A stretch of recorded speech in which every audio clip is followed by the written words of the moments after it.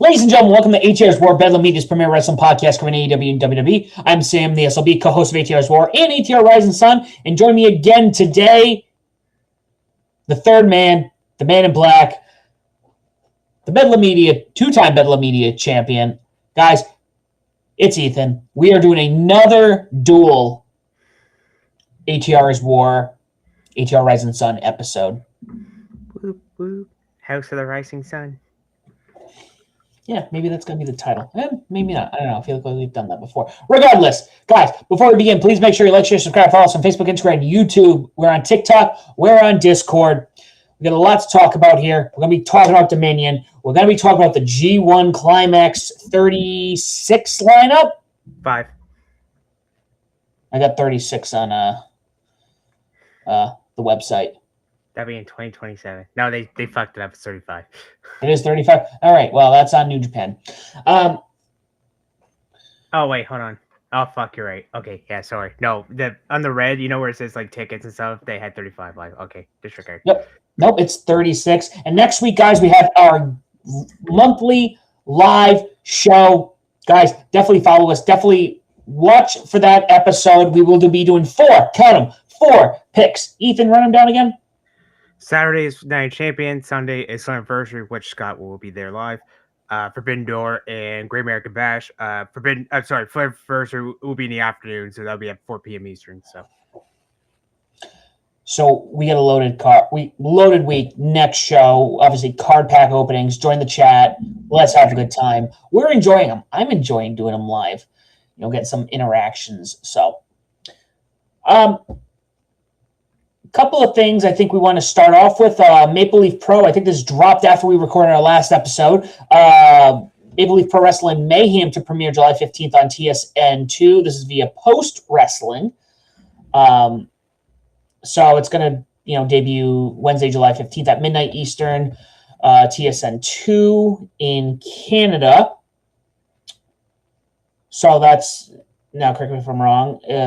Maple Leaf Pro Mayhem will share the same broadcaster as AEW, which airs Dynamite each Wednesday. So it sounds like they're trying to give Dynamite some space before they air their show.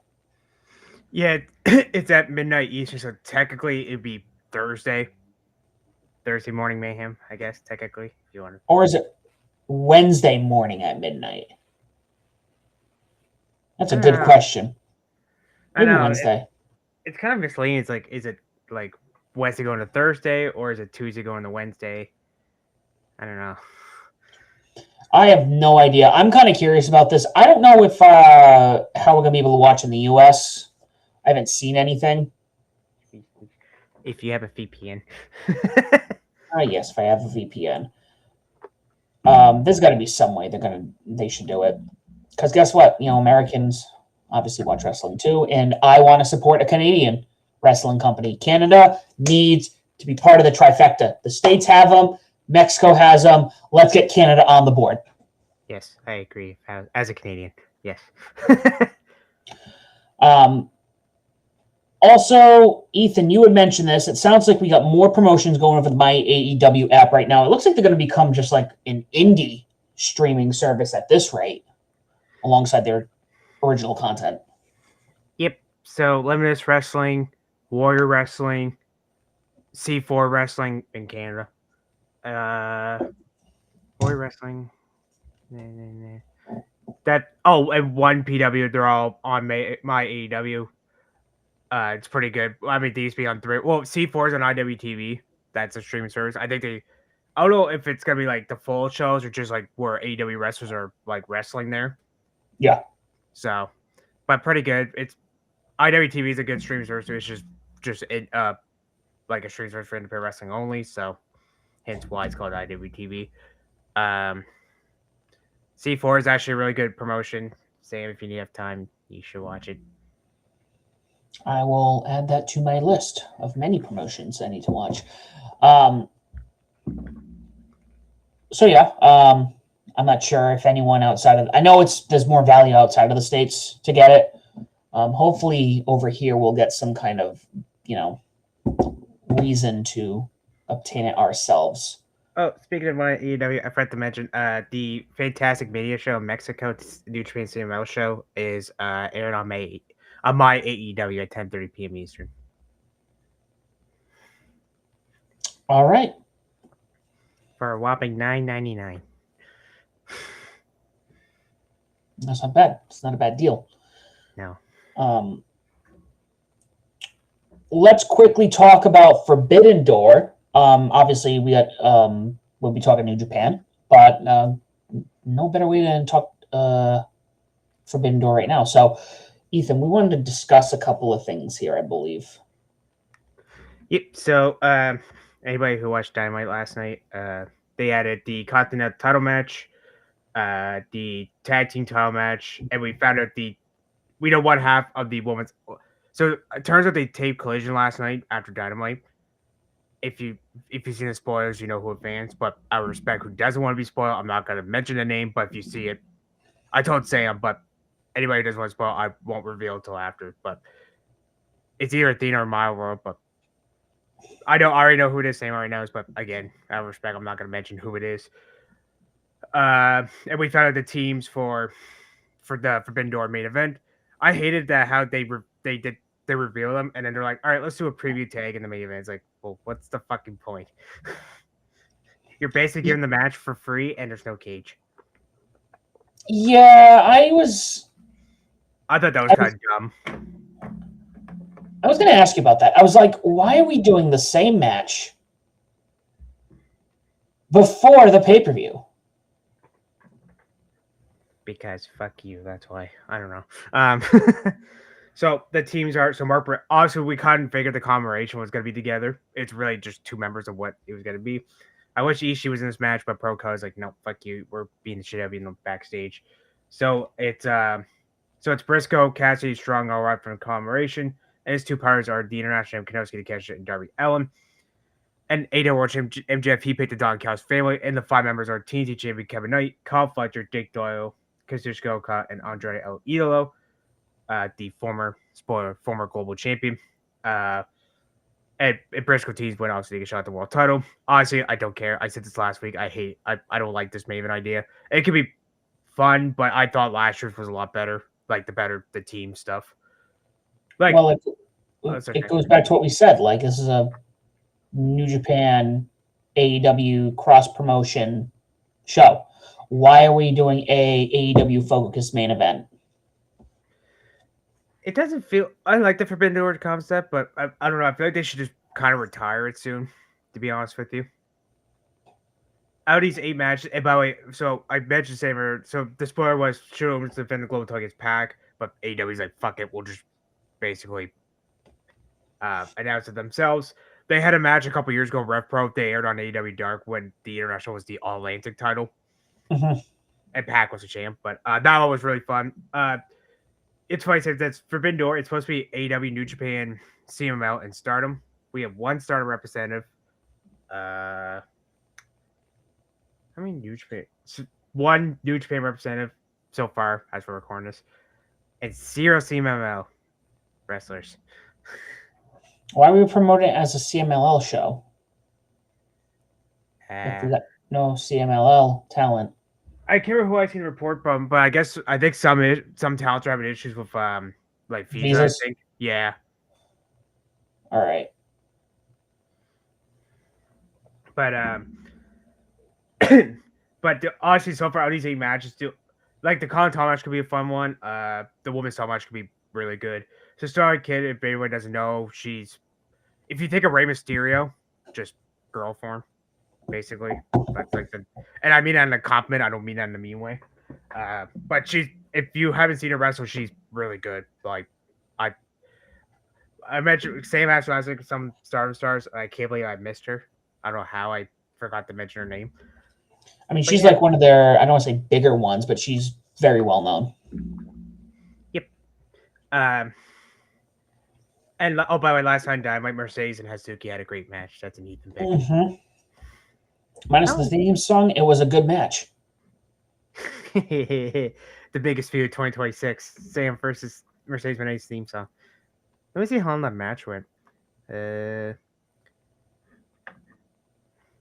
So the 2 longest matches, Sam, last night was Mercedes and that went 22-25, and the Bro Dino Death Ferraris match went 22:04.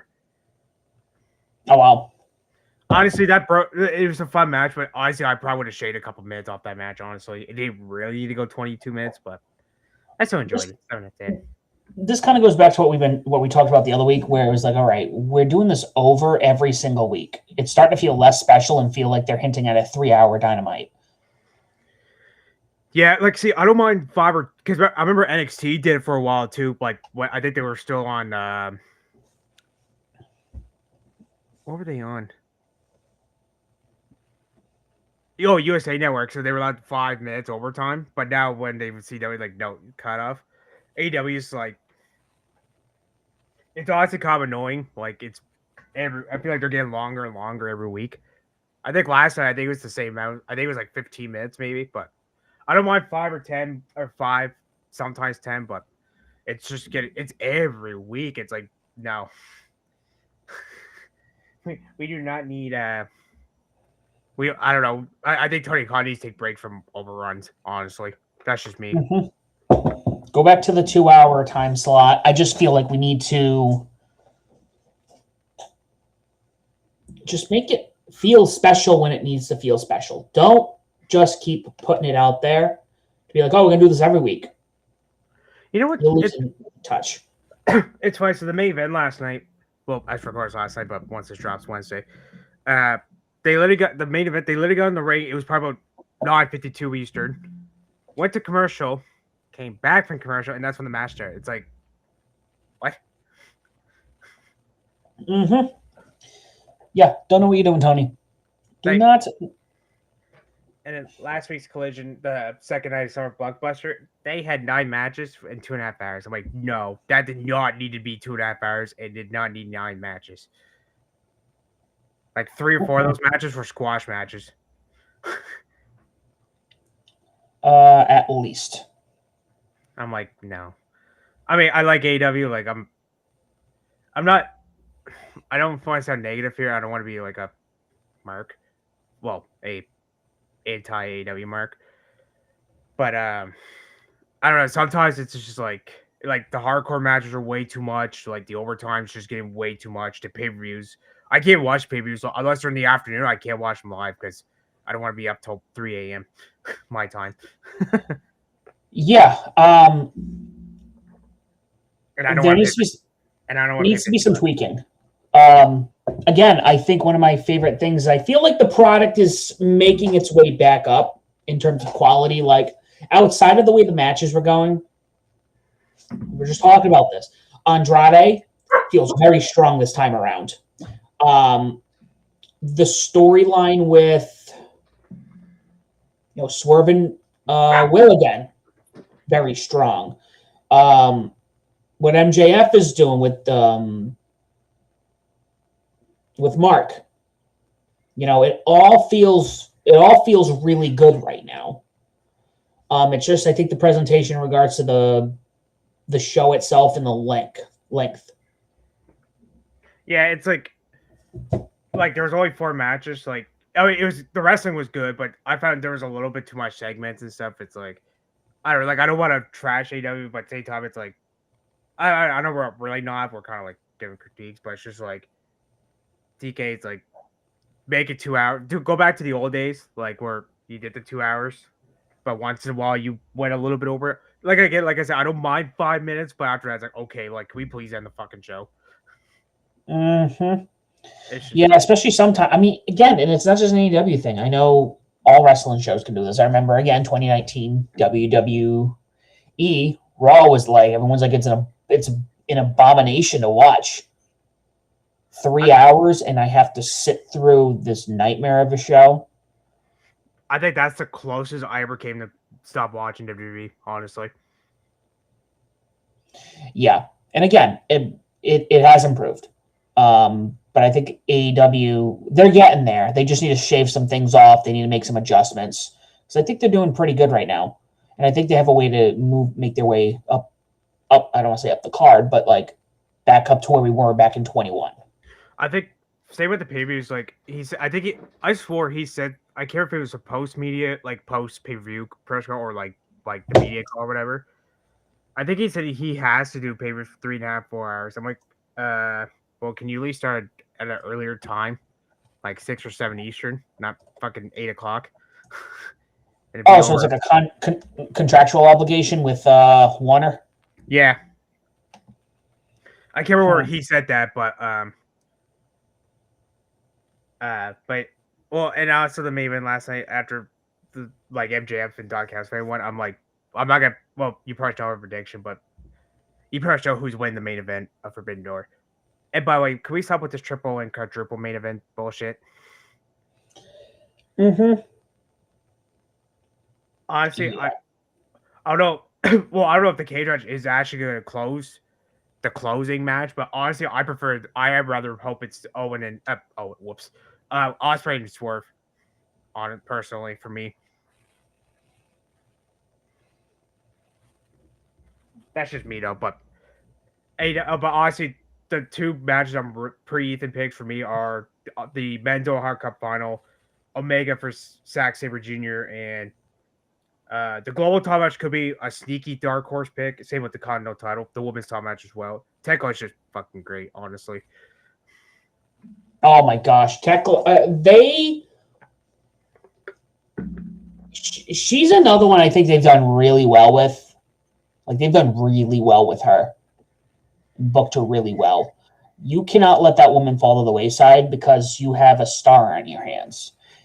And if you want to keep her away from WWE, because I know I'm saying this, WWE is definitely waiting for her contract to come up. Oh, I'm glad you brought that up because so a couple months ago, she was still already in her first contract, and Tony Khan re-signed her. Oh, really? Well, Yep, what was the extension on that? a couple more. So I think it was a couple weeks after showing the women's title, and I can't remember.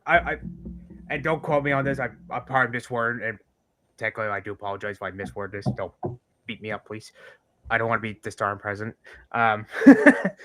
But basically she said, yeah, she's on extension. I think it was a couple weeks after. It was after one she woman's title, and yeah, she saw it when because she was still on that first contract, so and honestly, I think AEW is a good fit for her personally. Oh, agreed. It's good. She's a little rough on the edges, which I like. I love the character. She's not just like I'm just another woman who's working her way up and fighting to become. Yeah, we get it. All right, everyone's done the underdog story. Everyone does it. I'm good. Give me something original. And Tekla, you know, you know who she is. Even she's great. She's one of my favorites that I look forward to right now. We're all her bitches. Mm-hmm. Now, yeah, no, I had nothing follow. I thought I did for a moment. But yeah, Forbidden Door, guys, we'll be doing our picks next week. We will be having that discussion. I want to talk about before we get into our New Japan stuff. And actually, this is one I pulled from Fox News via their sports section. TNA Wrestling hit with wave of departures. Yep. So as we know, everyone's kind of been like either leaving or being let go. Tessa Blanchard was just requested her leave. Tommy Dreamer has parted ways with the company. Sammy Callahan has. Steve Macklin was let go. There's probably a handful of others that I can't think of off the top of my head. Hold on, I said in the group. So the Steve Macklin thing. So 5 Spread reporting that he's basically going around saying like he's frustrated with the creative. Like just since AMC took over, basically like the creative's not been well for him. He's so underrated. Like he's fucking great. I can't say enough good things on Steve Macklin. I know he's doing like independence right now, and him and Dion Prazo had a Battle for the Brave show up there at the beginning of the month. It was actually good. You can actually watch it on YouTube. So same if you have time. All right. Watch that show. And let's find out. Let me just find out this. I can't if I sent. I got too many group chats. I'm trying to remember which one I sent to. Might have been. What about the ATRs? But basically, there's a fucking ton of people. Dreamer said on Busted Open Radio that he they portray ways. Callahan is gone from TNA as well, and his promotion, by the way, is really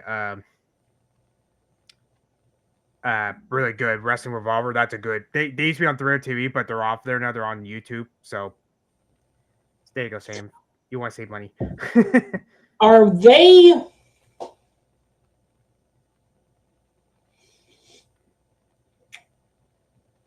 Well, Sammy, I'd be curious if he's gonna. Obviously, he's running his promotion, and I don't know if they're gaining any traction where he needs to spend more time focusing on it. He is. He probably said he's gonna try to focus more on it, like basically put all his eggs in a basket, like with it. So. Well, yeah, because his promotion isn't just like I run a local promotion that's over here in like somewhere in like Wyoming, and we run a couple of bit. No, he's got a pretty solid promotion, which I feel like if he put all of his eggs in that basket, you could be seeing something along the likes. Okay, size-wise, not comparing to the presentation, but you're looking something that can be where GCW is, if not a little higher up on the totem pole. Oh, I got the list by here. So this is from December of 2025. Inspiration, and this is not in order by the release. It's just how I found this. So the Twitter handle Stampede77ism. That's who I got the list from. So Inspiration, Tessa Blanchard, Joe Hendrick by Derek Baylor stole them when he was on contract. Steve Backlund, Mance Warner, Steph Delander, Molly Grace, Dana Luna, The Rascals, Bree Wentz, Desmond Xavier, Jake Somfin, now in AEW.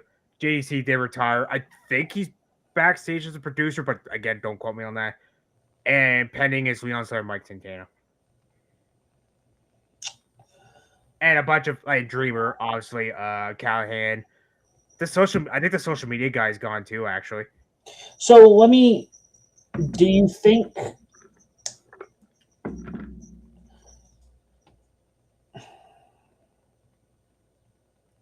it's just them cleaning house? Do you think people are not happy there? As I know we got, I think what you said, Steve was saying, or do you think potentially, because the rumor has always been like, hey, maybe they're going to get bought out by a larger company, if not WWE? A mixture of both, and the theory I got is Carlos Silva. Enlighten me and everyone on this. Okay, how do I explain? I kind of panicked, not gonna lie. I don't know. I feel like it's just like before I get to Carlos, Steve Backlund did call him a cuck, so that's nice. No joke. He literally told me to sit in his cuck chair. I'm like, oh my god, he said the word cuck on TV. I don't know. I felt like since he came in, I feel like some of the I guess the rumor is they got a bunch of money for AMC deal. We talked about this when they first announced it. They were going to AMC. I guess some of them got underpaid. I don't know what's going on with that. I don't want to speculate too much because it's just rumors. But I don't know. I find since Carlos, I found just a lot of the talents leave because of frustration, creative. Probably a little bit paid, to be honest with you. Probably get underpaid. Especially with the promotion's been doing really well. Yep. Oh, apparently Road Dogg might be going to TNA, by the way. That's the rumor spreading around. That's the choice you would make? Interesting. Yeah, I don't know. Can we get? I found okay. I'm gonna be honest with you, Sam, and I don't know if this is gonna be a hot take or not. I'm just gonna say it, and you just tell me what you think. I found since Scott D'Amore left, it kind of just went. I'm a little behind, so I'm not sure. But I think in terms of ratings with the TV deal they have, and then the way they've been selling out these arenas for pay-per-views, I feel like, again, it's kind of like how WWE was when, towards the, after Vince kind of was pushed out, and TKO comes in. Sure, you're pulling in those crowds, but, some people would argue, and I'm not too familiar at the moment what's going on, but some people would argue that the product started to suffer again. Yeah, it's not on watch. Sometimes the episodes are kind of disappointing, but that's gonna be a lot of the wrestling shows. Like they've been some good ones, but I don't know. It's just funny how all of a sudden we have a lot of release talents like gone. And half of us on AEW, by the way. Inspirations in AEW / Ring of Honor. Rascal, same thing. Jake Something's kicking ass in AEW right now. Well, I'm gonna say it. They should do more with Jake Something / Jake Doyle. That guy's a beast. Beef.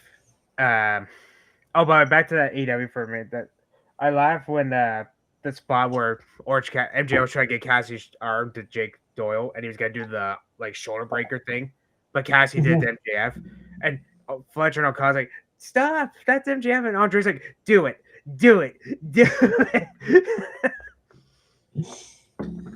No, that was solid. But yeah, just like I still like TNA, but I don't know. It's just kind of funny how there's a lot of more releases. Oh, Josh Alexander, he was another one. Oh yeah, I mean, I'm just like, it's one of those things where, again, not everything is like a conspiracy in regards to the wrestling world, but there's a lot of movement in the past 10. We can say almost 10 years at this point, because about 9 years ago was when Omega Okada happened, and then Jericho's like, "Hey Vince, I want to go do something in Japan since I'm not being utilized." He's like, "That's cool." So there's been a lot of movement in the past 10 years. Then there's been since, and probably the whole decade, the whole century so far. Which is crazy. Since 2000. Which is crazy, by the way. That's been almost 10 years, by the way. Mm-hmm. Yeah.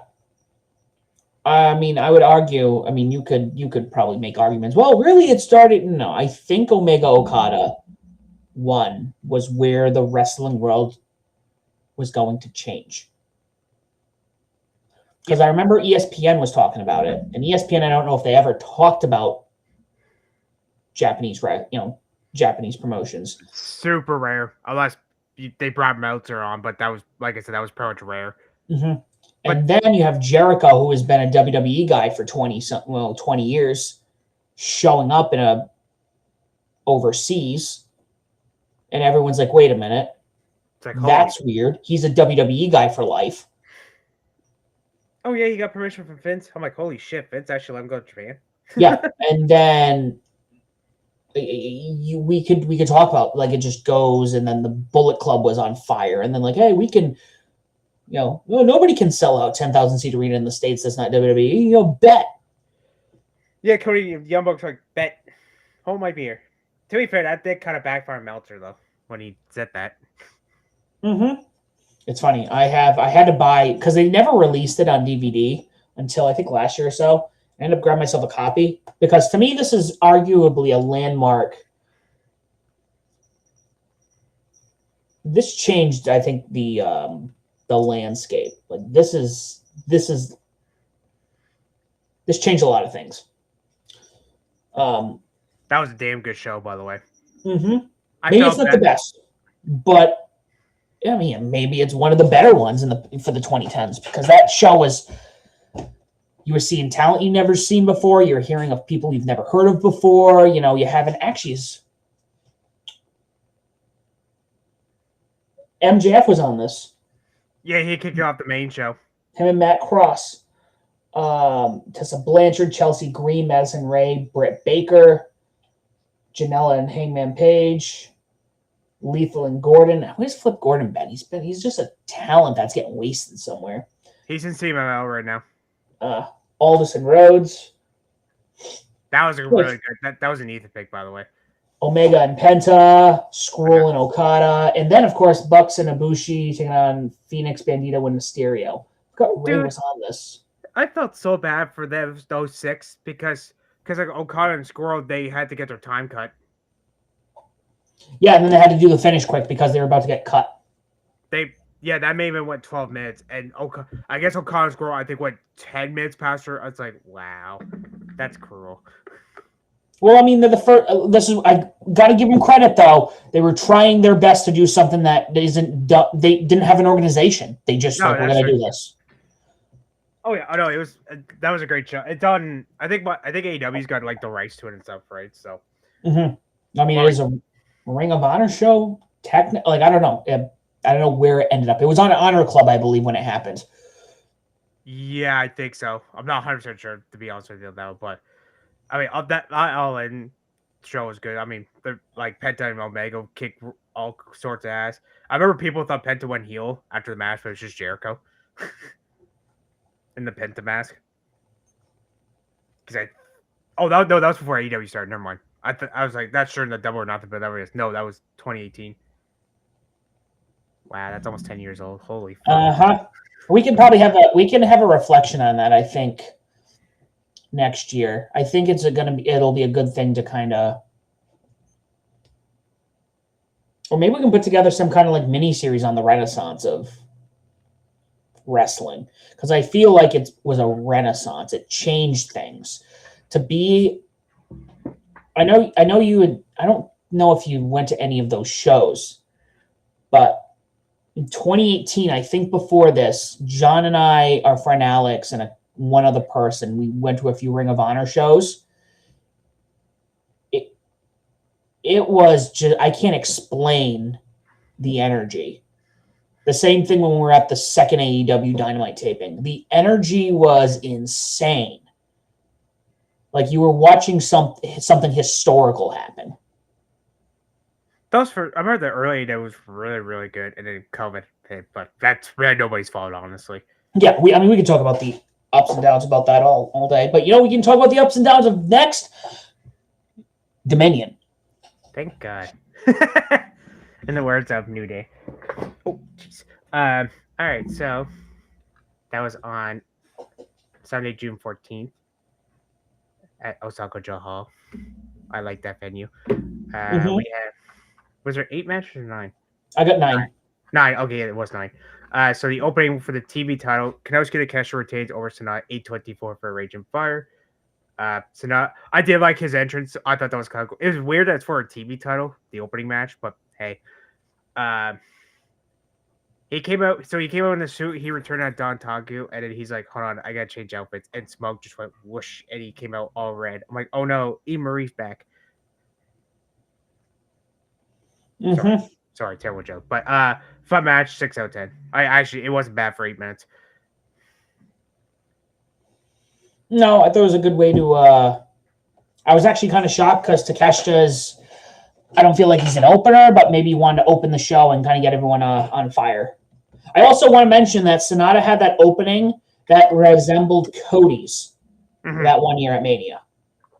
Yeah, he had all different versions of them, and all the titles he held in New Japan, like the U.S. title, the tag titles, the openweight titles, the IWGP title. Which I'm not gonna lie, I kind of forgot he was world champion. Not gonna lie. Sorry. Anyway, here's my dog. No, I don't hear your dog. Okay, good. Well, he's growling over there, so he's old. Anyway, 824. I mean, it's free on New Japan World because it's the dinner tray title. I'm gonna keep calling it that. So, but yeah, 6 out to that. That was a fun opener to get Dominion go. And honestly, Takeshita really ever has bad matches. I say not shitty, but we acknowledge Takeshita on the show. Well, actually, speaking of shitty matches, we'll go to this one now. No DQ match. Jake Lee to be Al Fantastic, 9 minutes 40 seconds via front neck lock. I didn't really care for this, to be honest with you. I actually blinked and the match was over. I was watching it and I was looking at something and then I looked over and I'm like, What was that for 9 minutes? I mean, Jake Lee's trying to be the Joker, but honestly, I think he's a god-awful wrestler. I think he's terrible. I feel like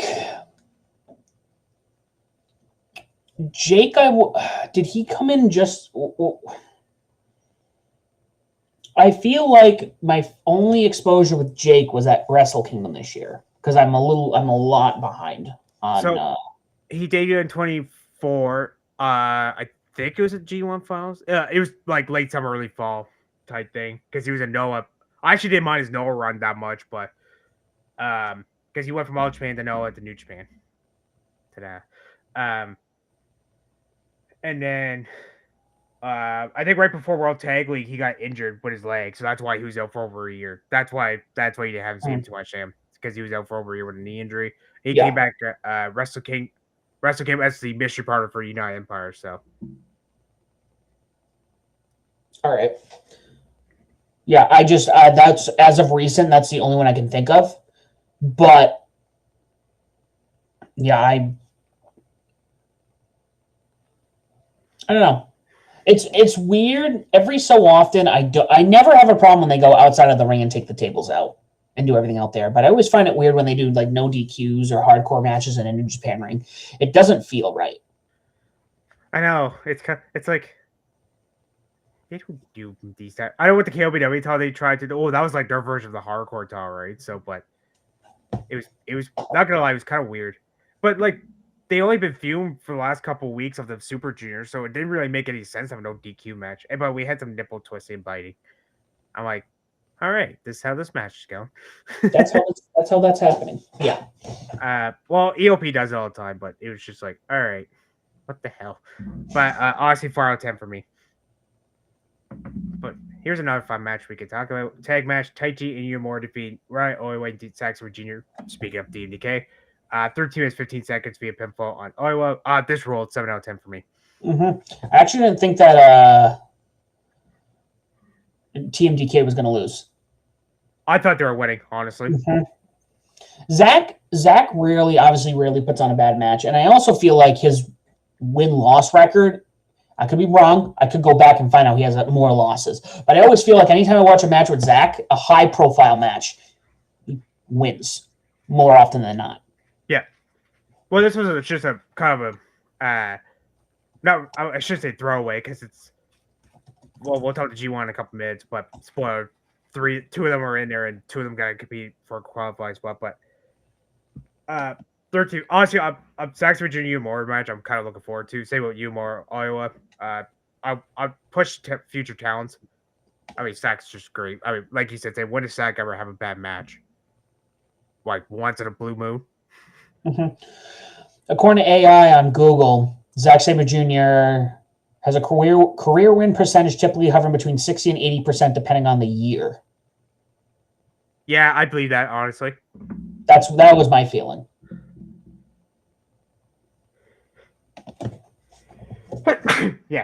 Yeah, he really ever takes. I mean, he didn't get pinned this match. It was Iowa, but still.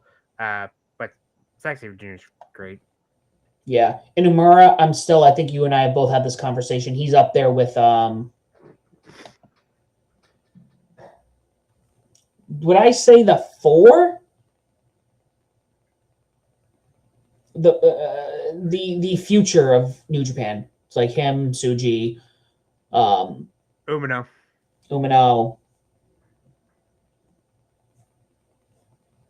I guess Narita, if he wasn't doing this bullshit House of Torture shit. Oh yeah, I forgot about Narita. Yeah, House. They exist. I forget about that. We'll get to them in a bit. But yeah, 7 out of 10 for me. I wouldn't mind them running this back, honestly. Next match 4, champ vs. champion Battle Junior Tag Champs here. El Desperado defeat Mexico 9:33 for numerous dose. Another 7 out of 10 match for me. These two, it's Despy and Mexico. They're great. What's it to say? They are very good at picking their luchadors to come in. I couldn't believe this went less than 10 minutes. Honestly, this could have used a couple more minutes personally. Mm-hmm. Yeah. I've always enjoyed El Desperado, but correct me if I'm wrong, the death match he had last year, was that him? It was him and Jun Kasai, yeah. I think got him to the roof. I think me and you talked about that was in my top Ethan picks, by the way. Go back to the very first episode of the year. That was in my top 10. Mm-hmm. Well, I had 12 overall, but higher 10. But yeah, desperate.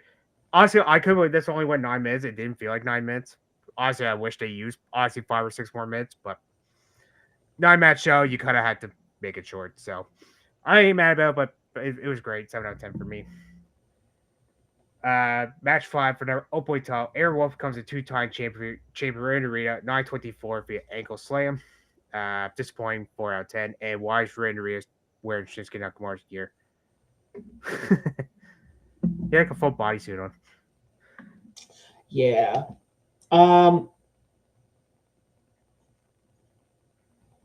Yeah, this wasn't bad. I mean, it was House of Torture, so it's just like. And Wolf said, Can we please move on Wolf from the House of Torture? Holy shit. Since he wrestled, this is basically all he's facing. That's all he's done. I haven't. Again, I've kind of been on the. Well, Josh, the UGW Blue Dress 18's on Saturday. Got it.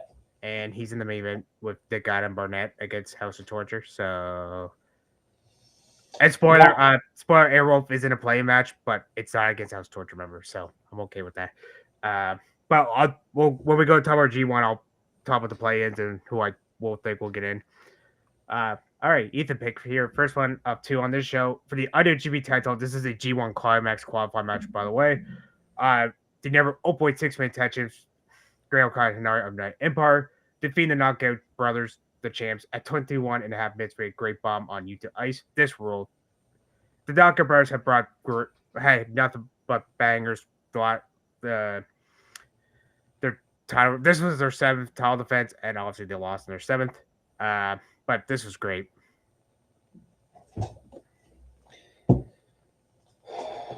Sorry, I was responding to a text. Are we on the United Empire one? This is tag title yeah. Oh. Mm-hmm. Oh, yeah. It did not feel like 21 and a half minutes, honestly.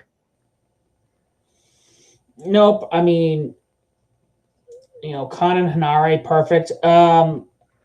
Knockout Brothers, again, I've been a little behind with the New Japan stuff, and I feel like they have definitely delivered in their performance and very likable.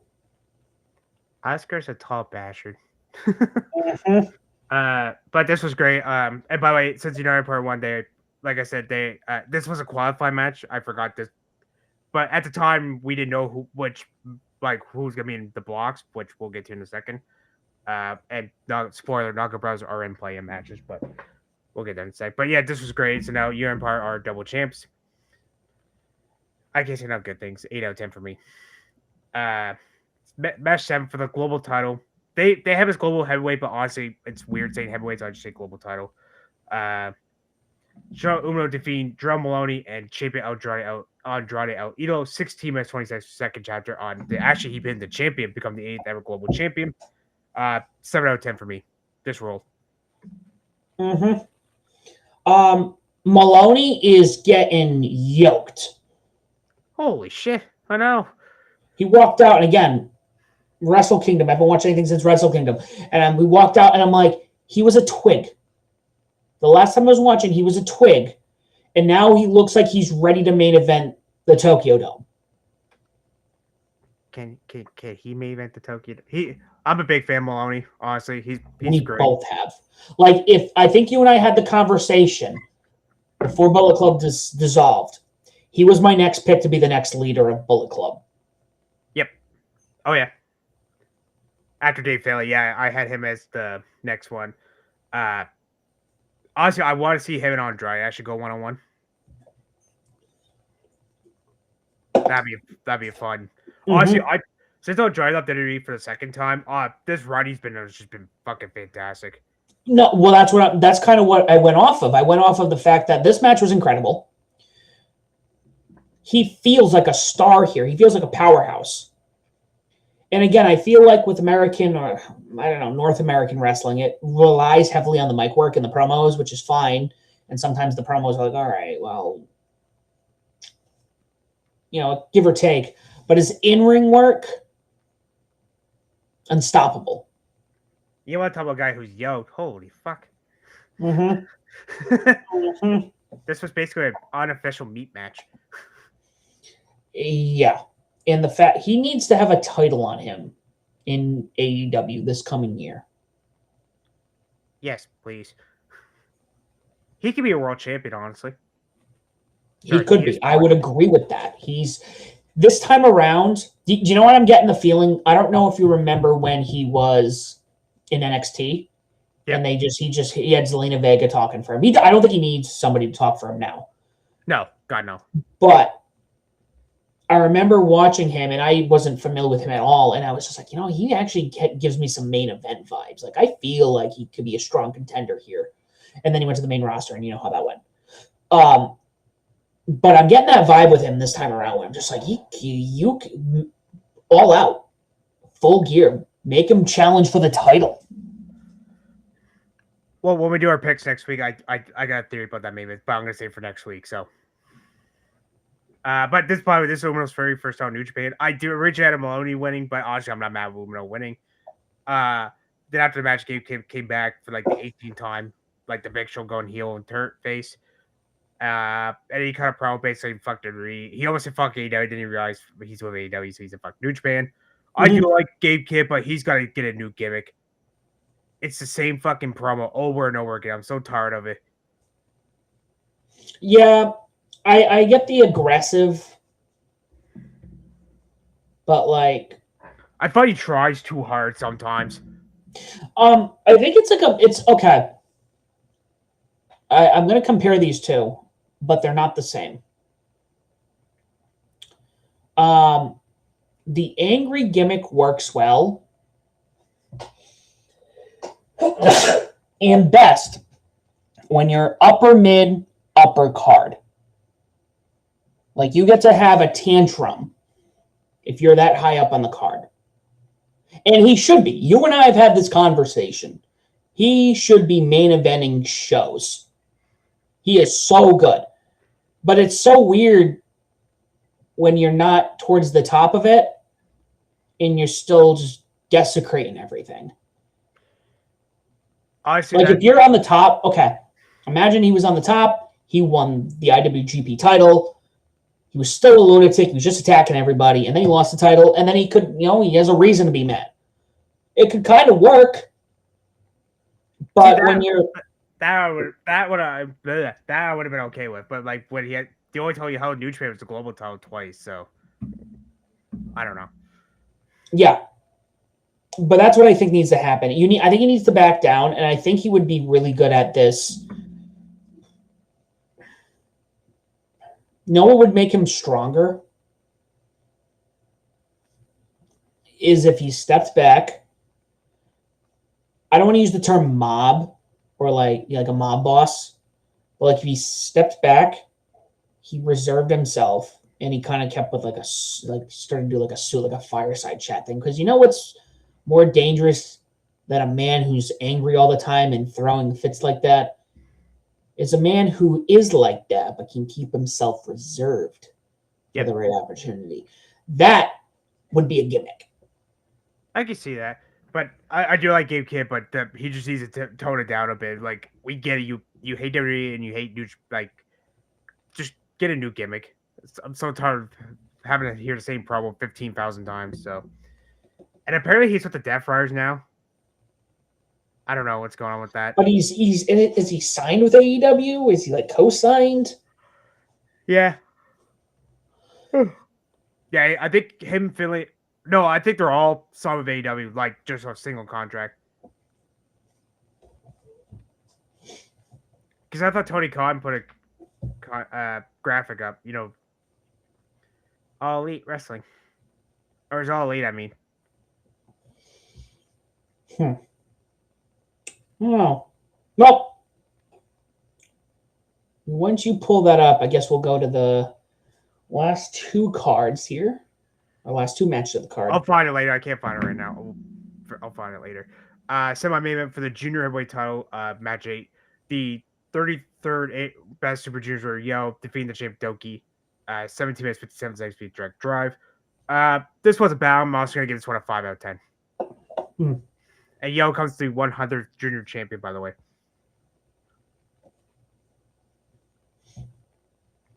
Wait, he's never won this belt? Wow. And by the way, he joins a group, by the way, of basically completing the junior Grand Slam. So he's won Super Juniors, the Junior Tag League / Tag Team Tournament, Junior Tag Title, and now the Junior Heavyweight Title. He joins the list of Despi, Kushida, Liger, Kanemoto, and now Samurai. That's a good damn list, honestly. Hiromu would have made that list if he won the Junior Tag League and the Junior Tag, basically the tag stuff. That's all he needed really left.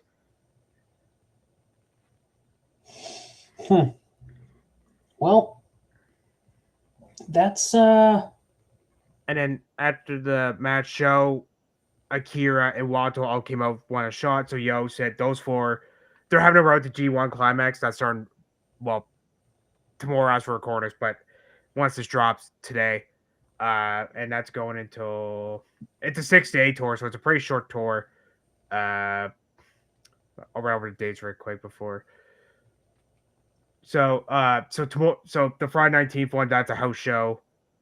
21st also a house show. So the Cork and Hall shows look like are just gonna be the only two shows there, and that's June 23rd and Monday, July 6th. So the 23rd, those four face off. The winner beat Yo on July 6th in Cork for the junior title. And that's really the second to last show before G1, because on July 7th, the next day, Tiger Bass has a retirement show, by the way.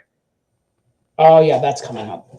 That is coming up. Right quick, he's gonna have a 2 5-minute exhibition matches.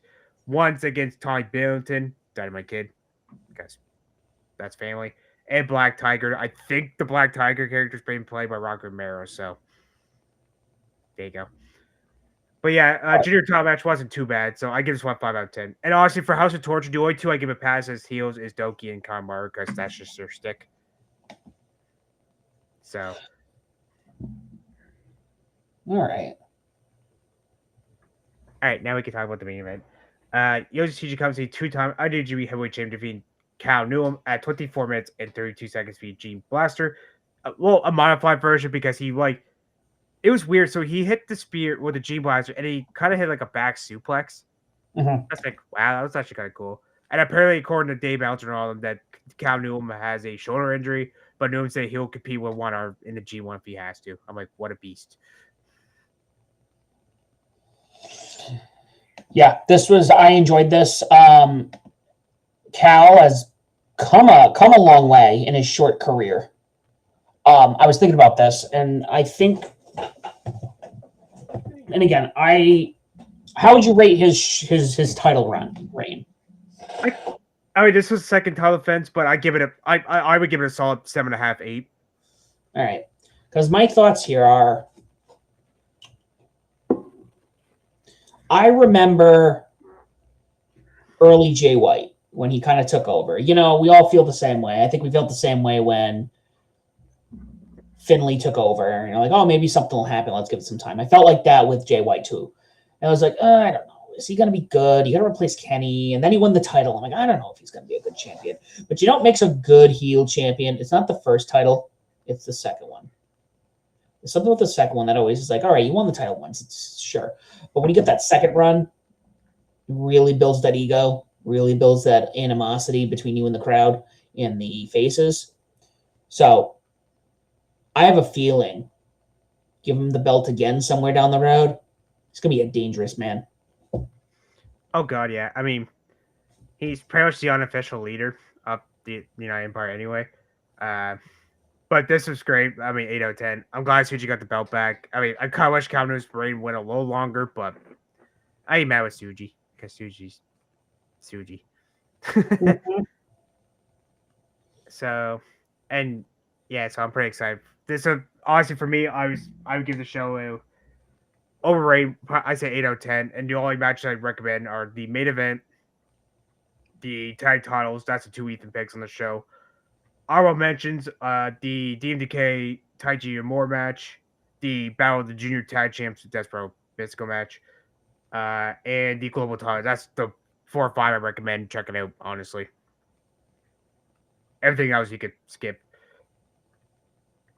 The DQ, honestly, the no DQ match in the house and the never open are my 2 least favorite matches on the show. All right. All right, Sam, it's time for the main event. G1. So we know 16. Wait, is 16? Hold on. I got 14 of the 20 off of the website. Yes. Oh, yeah. I forgot to. So the confirmed participants, and we'll talk to play in and get picked. So the A block, the TV Chamber Coasting Catch and make his 3rd entry, last year's winner. Hiroki Goto, his 18th entry, first in 2 years. He's the 08 winner and the 2016 runner-up. The strong Opeweight champion Oleg making his 3rd entry. I totally forgot he was strong Opeweight champion, but we're not going to beat that dead horse tonight.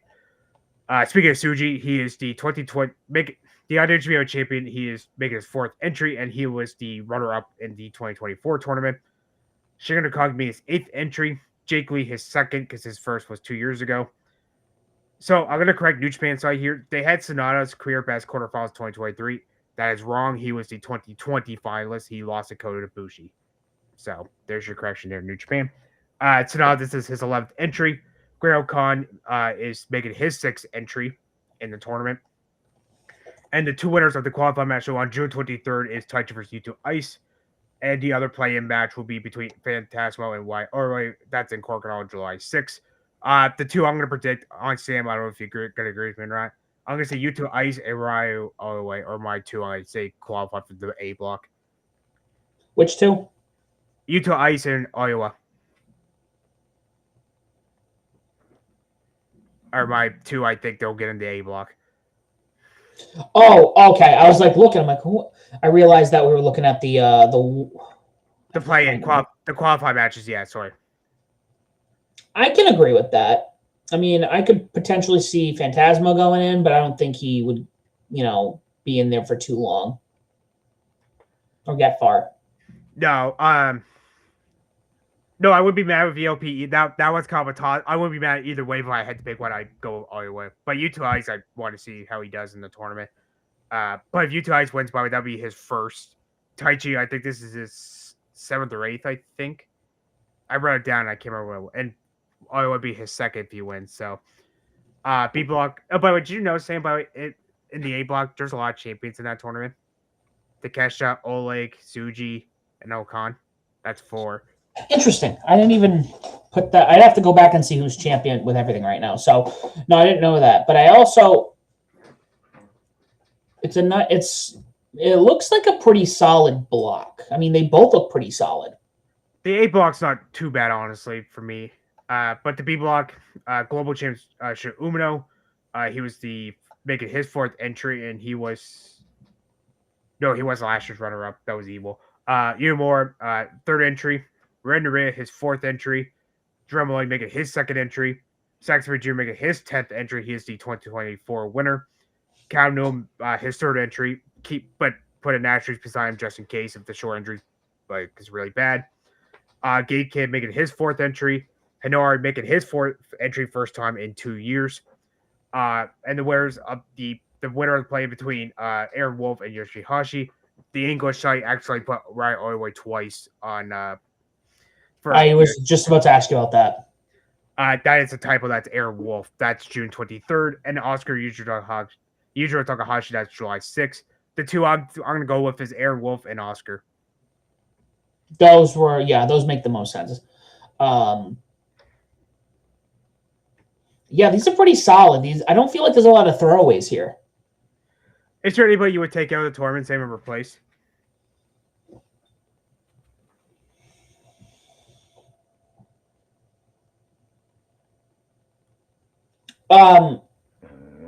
Ironically, it would be Ren Narita. So for the B block, I agree with you on there. I would replace him with. Honestly, I'll throw a name out and Andrade. Honestly, I want to see him in G1. Yep, I would put Andrade in there. For A block, I have Gabe Kidd. I mean, he's good in G1, but I keep him in there. Honestly, I know he'll have some great matches in there. For the A block, honestly, the 3 are the 2 I get rid of. Honestly, would be Okan and Jake Lee. I replace it with Claudio Castagnoli and Samoa Joe. Yeah, I couldn't. I mean, I don't know much about Lee, and I know you're not a fan of him, but I'm not sure. Okan, I don't. He can be 50-50.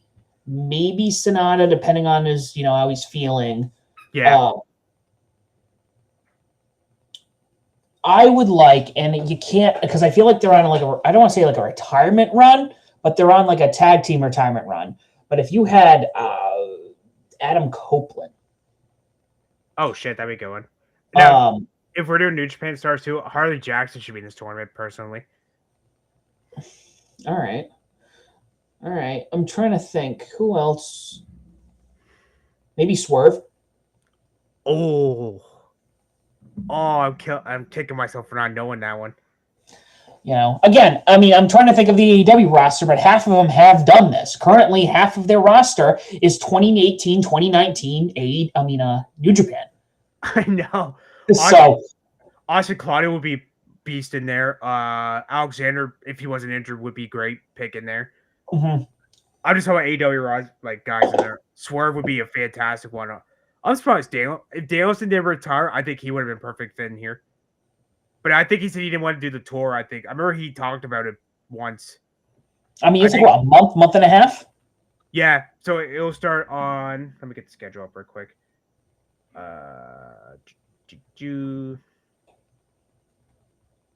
So it starts July 11th. That'll be in the States. That'll be the second time in history, by the way, the G1 opening night would be in the States. So it starts July 11th, and it'll end on Sunday, August 16th. So a little over a month. Yay. No. We're gonna hopefully try to cover that. I know I got a lot of crazy things going on, but I want to get myself back into the G1 this year. Always arguably one of the best tournaments to happen in wrestling. And we'll do a full once we know the other four, we'll do a better, I guess, like prediction show. We'll do a preview episode, we'll do picks. The usual stuff. If you're new, basically what me and Sam do for like any round robin, we go over like how many entries. Well, I did most of that, but basically like who are the other participants, like what's their best record, like who do we think is gonna go. I don't know if they're doing knockout rounds or not. I think they are, but don't quote me on that one. Basically who we thought is gonna be the winner, how many points they think they're gonna get, like the point range. So I'm pretty excited. Honestly, out of the two blocks, I'm kind of looking forward to the A block a little better by smidge. Mm-hmm. B block's not bad, but I give the slight edge to A block, honestly. Yeah, I mean, I could even see. I mean, I know Takeshita has a joint contract, but he did win it last year. Yes, he and did. I don't think they want to go the WWE route of, hey, let's do the same thing again. Yeah, he won. Takeshita. He won last year. He beat Evo in the finals. Yeah. I mean, I'd like to see Bolton and Oleg. I don't see that happening, though. I can see him with the global title. I don't think Goto is going to get it. I don't think Goto's getting. It'd be cool, but I personally don't think he's getting it. I could see Shingo Takagi walking away again. Yeah, honestly, as of right now, these are not my file, but ones I could see, honestly, the three samurai, like I said, Takeshita, Tsuji, Shingo. Oleg would not be a bad pick. For B block, I can see Callum, Zach, Shota, Yua. Honestly, a good chunk of the B block, but again, we'll do a full pick when we get like closer to, because it's on July 11th this year, and it's in Chicago. So, has Takagi ever won the G1? No, he's gone to the knockout rounds, but he's never like gone to the finals. And he's only IWGP Heavyweight Champion one time. I always felt like he had the belt more. No, only once during the COVID era, which is insane to me. That is nuts. It's so great, but I mean, it's fun. It's kind of fun how they got most of their champions in the eight, because like Takeshi's the TV champion, Tsuji's the heavyweight champion, Oleg's a strong openweight champion, Okan's got technically two belts. B block, the only champion there's so the only champions, let me re-clarify that, is Uno and Hinari. That's it. Well, technically could be three if Wolf wins his match, but I as of right now only two. But interesting. Sorry, as I'm looking through this, it came up with like Triple Crown winners because I was looking at Takagi because he is the 7th Triple Crown winner. I'm looking through this list. I'm surprised Okada is not considered a Triple Crown winner in Japan. Okay, that is surprising. The several they have Naito, Evil, Ibushi, Tanahashi, Ospreay, White, Takagi, Goto, and Takeshita. Is it singles titles they're talking about, or just titles in general? They're talking about singles. It's talking about IWGP, Intercontinental, and then the Never Openweight. Oh, yeah, you know why? Because O'Connor never held the Intercontinental never openweight. That's why. That's weird. All right. The only two titles he's held was the never openweight 6 title, and that's the only two titles he's ever held in New Japan. That's wild. That shocks me a lot. Well, we are overtime. Ethan, tell people where they can find you at. You can find me on Twitter as Ethan_Black15. That's my wrestling one. My non-wrestling one's Ethan_Black ATR. Battle Media, you can follow for the hockey podcast, which I should drop an episode on Saturday, just about the Stanley Cup Finals, AHL Calder Cups. As for actual recording, the game 4 between Marlies and Wolves actually going right now. Marlies could put it away, but we'll find out on Saturday's episode if they won, or we're going to game 5. You can follow me ATR for the Japan stuff, which I do got to catch up again because I fell behind again. Follow me on Fall's Finish website, Turnbuckle Times, ProWrestlingWire.net, and pwmade.com, and of course ATR is War and Rising Sun. So, and you can find me as SLB Official on Facebook, Instagram, YouTube, TikTok. We're on Discord. Guys, 1 week from today, we'll be doing our monthly live show. Please join us. We have 4 picks. The 4 of us should all be there. Guys, thank you so much for watching. And as always, do not forget to join the Bedlam. Thanks, guys.